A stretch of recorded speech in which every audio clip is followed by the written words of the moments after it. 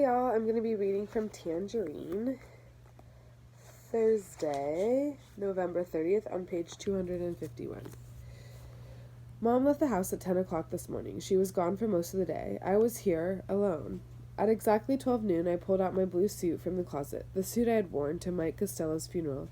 I put it on, without a shirt, socks, or shoes, and walked out through the patio doors into the backyard. I must have looked like an idiot. I walked straight out until I was facing the gray wall. I had no clear idea what I was going to do. I just knew I had to do something. For a while I stood there, staring at the ground like an idiot. Then I bent forward and wedged both hands into the space between the wall and the sod. I pulled the sod up and toward me so that the whole piece of it rolled back onto my feet, with its roots sticking up. Beneath it was a rectangle of white sugar sand, 2 feet long and 3 feet wide. I got down on my knees like an idiot on that upside-down piece of sod and started to scrape away the sugar sand. I scooped up big handfuls of it, piling them on either side of the rectangle until I reached the dirt below.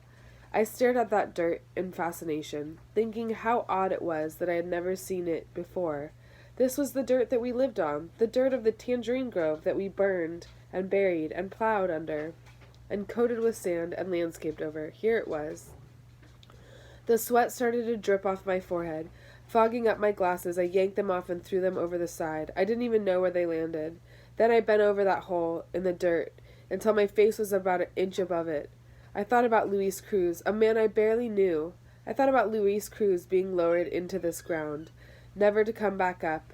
I felt the tears start to well up deep inside of me. Once they started to come, there was no stopping them. I wept and sobbed and poured tears into that hole in the ground. Like an idiot? No, I don't think so. When I was finished, I stood up, brushed the dirt from my knees and my elbows, and located my glasses. I pushed the sand back into place and rolled the sod back into position. Then I came back in here, threw my shirt into the garbage. It's remarkable, strange and remarkable. I feel like Luis is a part of me now. I feel like a different person. Thanks for coming by. Don't forget to like and subscribe.